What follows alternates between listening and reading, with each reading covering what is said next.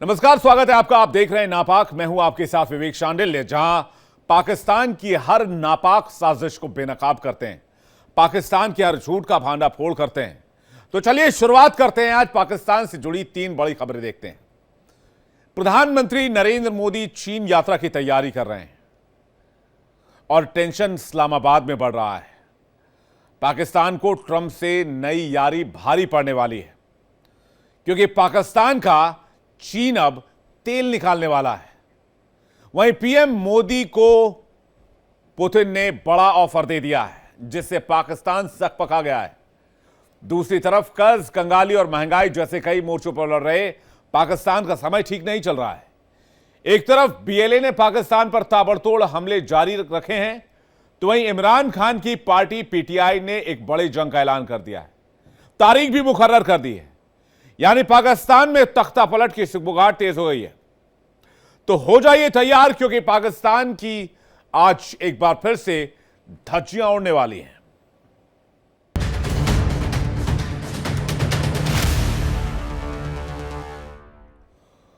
प्रधानमंत्री नरेंद्र मोदी चीन की यात्रा की तैयारी कर रहे हैं और पाकिस्तान अपने अंतिम यात्रा की तैयारी कर रहा है। जी हां, भारत और चीन की इस बढ़ती नजदीकी से पाकिस्तान में टेंशन है, क्योंकि पाकिस्तान इन दिनों अमेरिका का शागिर्द बना हुआ है। अमेरिका के साथ उछल कूद मचा रहा है।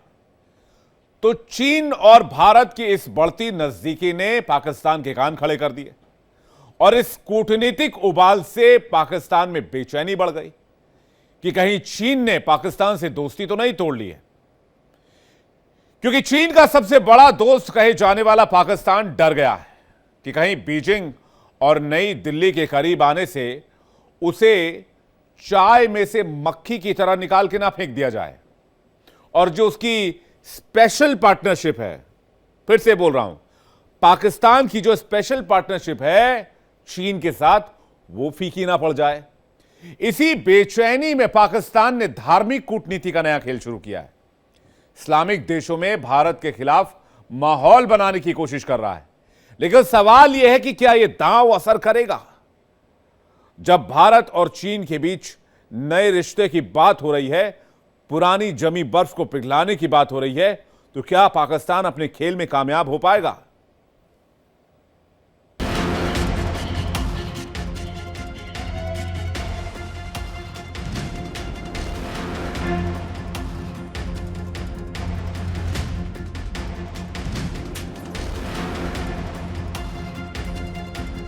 भारत चीन नजदीक, पाकिस्तान हुआ बेचैन।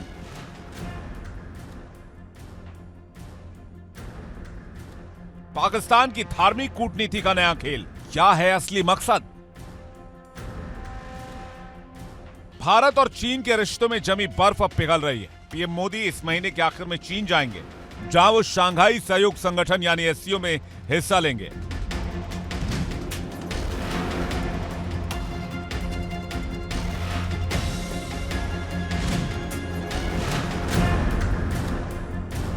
गलवान घाटी की हिंसक झड़प के बाद उनकी यह पहली चीन यात्रा होगी। साफ है, दोनों देश के बीच जमी बर्फ पिघल रही है और दोनों देश अपने अपने गिले शिकवे भुलाकर फिर से नजदीक आ रहे हैं। मोदी की चीन यात्रा से पहले ग्लोबल टाइम्स ने उनका फोटो छापा और हैरानी की बात है कि वहां से समर्थन का संदेश मिल रहा है। तारीफ में कसीदे पढ़े जा रहे हैं। जैसे ही भारत चीन करीब आए, पाकिस्तान में बेचैनी बढ़ गई। इस्लामाबाद ने बीजिंग के साथ धार्मिक कूटनीति का नया पासा फेंका।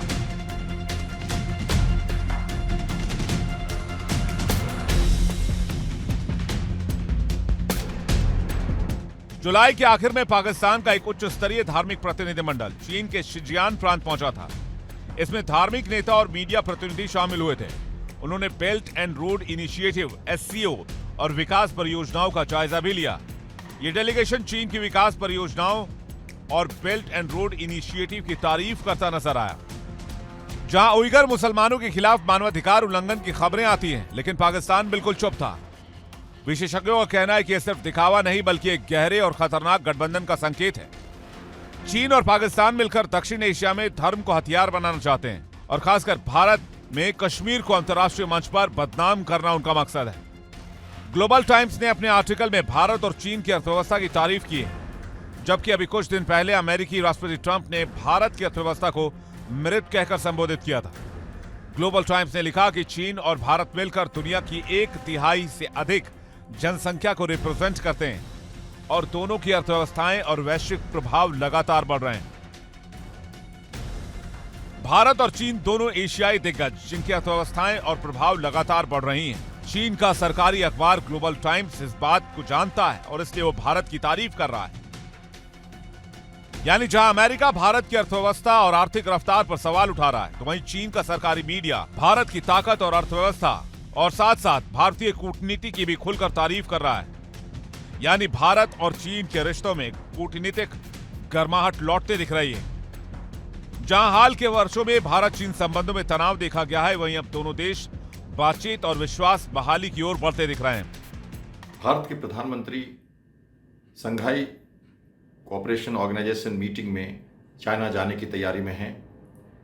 7 सालों के बाद 2018 के बाद का ये पहला विजिट होगा।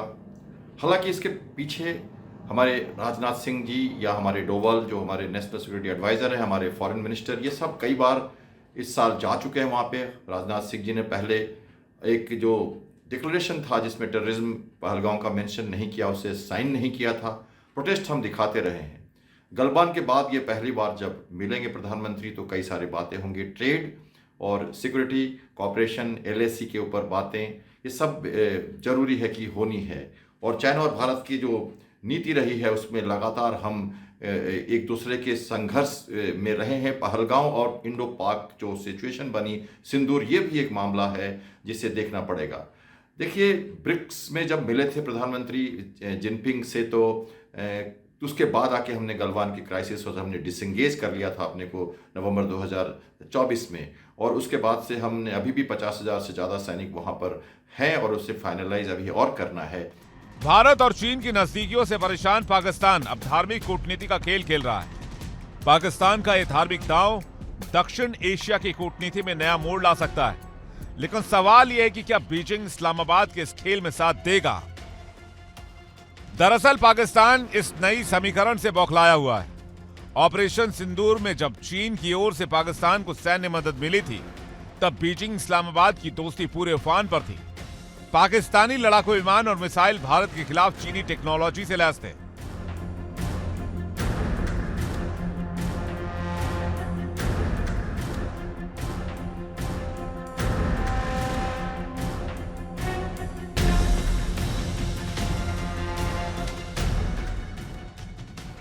लेकिन जब भारत और चीन के रिश्तों में नरमी के संकेत सामने आए तो इस्लामाबाद में खलबली मच गई। अब जब पीएम मोदी खुद चीन की धरती पर उतरेंगे तो सिर्फ सम्मेलन में भाषण नहीं होगा, बल्कि भारत अपनी रणनीतिक मौजूदगी दर्ज कराएगा।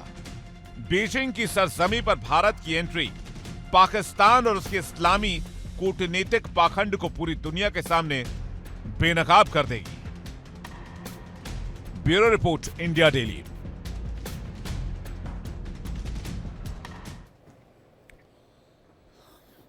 लेकिन पाकिस्तान के पेट में दर्द सिर्फ मोदी के चीन जाने से नहीं है या भारत और चीन के करीब आने से नहीं है। पाकिस्तान के पेट में दर्द और दिमाग में कुलबुली पीएम मोदी और पुतिन की अहम बातचीत के बाद भी है, क्योंकि उसके बाद से पाकिस्तान की आर्मी में और पाकिस्तान की सियासत में खलबली मची हुई है।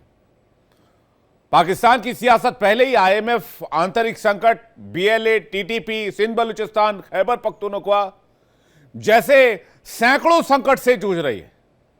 लेकिन अब उसे डर है कि ब्रिक्स के नाम पर भारत जो है वो एशिया में एक मजबूत और निर्णायक शक्ति के तौर पर उभर जाएगा, जिसमें रूस और चीन भारत का साथ देंगे। उसे डर है कि रूस भारत की दोस्ती उसकी विदेश नीति को पूरी तरह से हाशिए पर धकेल सकती है और जो पाकिस्तान चीन के दम पर, चीन के हथियारों के दम पर अब तक उछलता कूदता आया है, वो पाकिस्तान एशिया में अलग थलग पड़ सकता है।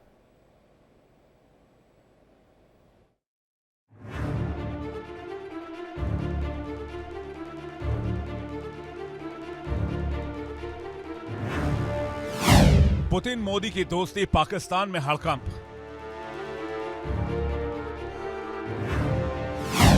आतंक के खिलाफ पुतिन मोदी साथ साथ।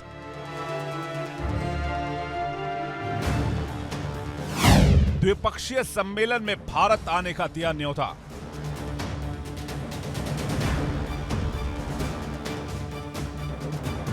मोदी पुतिन की दोस्ती से घबराया इस्लामाबाद।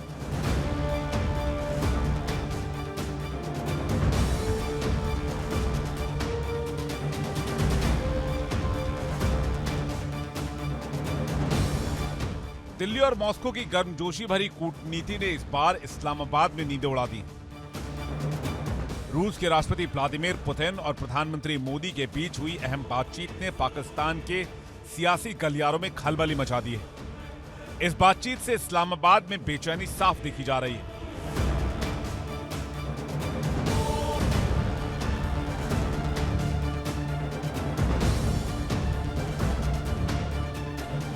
इससे पहले भारत के राष्ट्रीय सुरक्षा सलाहकार अजीत डोवाल ने मॉस्को यात्रा के दौरान क्रेमलिन में रूसी राष्ट्रपति व्लादिमीर पुतिन से मुलाकात की। यह मुलाकात सुरक्षा और आर्थिक सहयोग और ऊर्जा सहयोग पर द्विपक्षीय वार्ता के लिए हुई।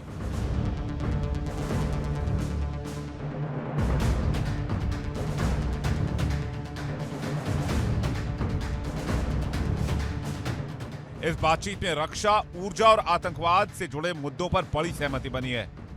खासकर आतंकवाद पर कड़ा रुख पाकिस्तान के लिए चिंता का सबब बन गया है।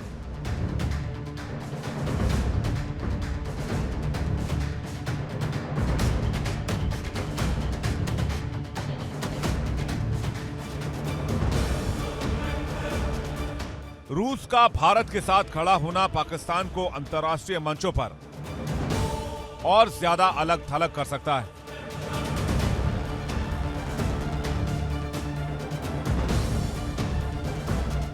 जहां एक ओर भारत और रूस नए अध्याय की ओर बढ़ रहे हैं, वहीं इस्लामाबाद के लिए यह संकेत साफ है कि वैश्विक शक्ति समीकरण में उसकी मुश्किलें बढ़ने वाली हैं, क्योंकि भारत की ताकत इस समीकरण में लगातार बढ़ रही है। Bureau report, India daily.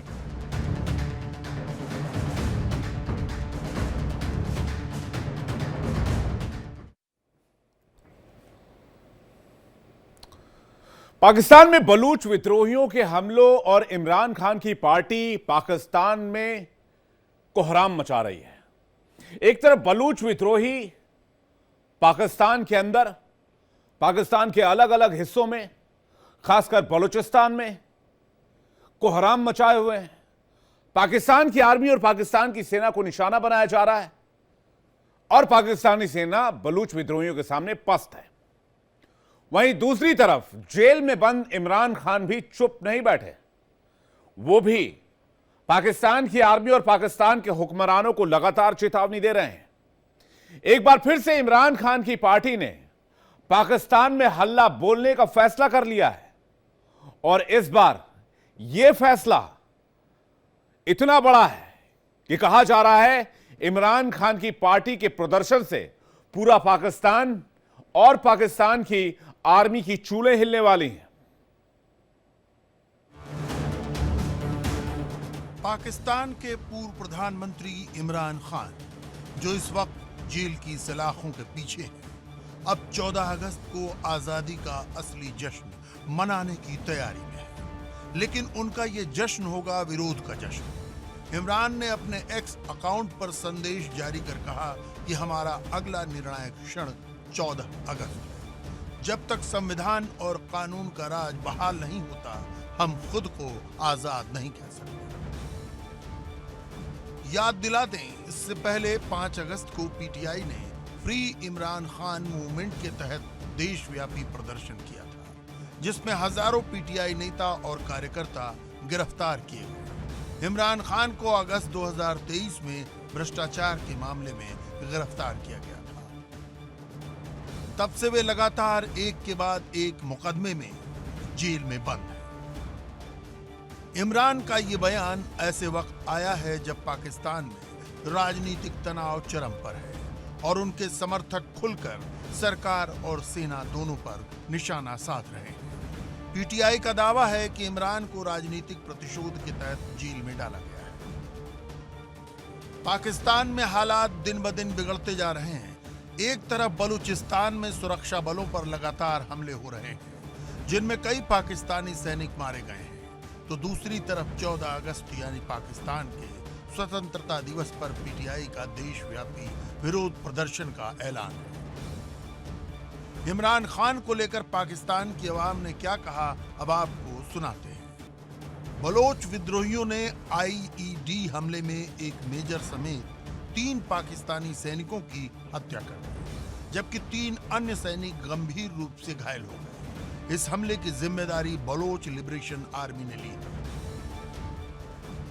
BLA नेता जीएन बलोच ने कहा कि जब तक बलोचिस्तान में सैन्य गतिविधियां नहीं थम जाती, तब तक आक्रामक हमलों का दौर जारी रहेगा। बलोच लड़ाकों के लगातार हमलों से पाकिस्तान सरकार की हालत खराब है। शहबाज शरीफ और जनरल मुनीर आंदोलन को कुचलने की नाकाम कोशिश में है, लेकिन बलोच लड़ाके पीछे हटने को तैयार नहीं है। अब शहबाज सरकार ने बलोचिस्तान में इंटरनेट सेवा अनिश्चितकाल के लिए बंद कर दी है। इमरान ने अपनी कैद से ही 14 अगस्त पर देशव्यापी एहतजाज यानी प्रोटेस्ट का ऐलान किया है। उन्होंने साफ कहा है कि हम लुटेरों और बेवकूफ़ों के इस गठबंधन को कबूल नहीं करेंगे। उनका इशारा सीधा था शहबाज शरीफ और पाकिस्तानी मिलिट्री एस्टेब्लिशमेंट की ओर। ये वही ताकतें हैं जो पाकिस्तान को असल मायनों में चला रही है, पर्दे के पीछे से। इमरान ने पाकिस्तान की आवाम से कहा है कि अब या तो गुलामी चलेगी या फिर इनकलाब आएगा। यह अल्फाज सिर्फ नारों की तरह नहीं बोले गए, इसमें एक बगावती तेवर है, बगावती जज्बा है। पाकिस्तानी फौज और आईएसआई को अंदर से इसने हिलाकर रख दिया है। पाकिस्तान की सियासत अब वोट बनाम वर्दी की लड़ाई बन चुकी है। इमरान का कसूर है कि उन्होंने आर्मी चीफ की पसंद को कबूल नहीं किया, अमेरिका की बातों को आंख मूंद कर कबूल नहीं किया और अवाम से सच्चाई से रूबरू अवाम को कराया। अब देखना यह है कि पाकिस्तान कब वर्दी वालों की गिरफ्त से आज़ाद होगा। पाकिस्तानी सुरक्षा एजेंसी प्राइवेट लिमिटेड में तब्दील हो चुका है, जहां हुकूमत वोट से नहीं बूट से बनती है। शहबाज सरकार के लिए किसी बड़ी चुनौती से ये कम नहीं है। एक तरफ बलोच विद्रोहियों के हमले, दूसरी तरफ पीटीआई के समर्थकों का ऐलान जंग। ऐसे में शहबाज सरकार और जनरल मुनीर दोनों पर दबाव बढ़ रहा है। अब सवाल ये है, 14 अगस्त को पाकिस्तान के लोग जश्न मनाएंगे या फिर सड़कों पर उतरकर अपनी ही सरकार और सेना के खिलाफ नारे लगाएंगे। इमरान खान का बिगुल पाकिस्तान की सियासत में क्या नया तूफान खड़ा करेगा?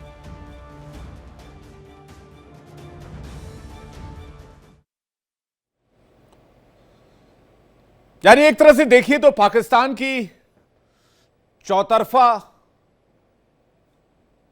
ठुकाई हो रही है। भारत ऑपरेशन सिंदूर के तहत अंदर घुसकर मारता है। बलोच लिबरेशन आर्मी और टीटीपी अंदर बैठे हुए हैं और वहां से तोड़ रहे हैं। अमेरिका अपने हिसाब से पाकिस्तान चलाना चाहता है।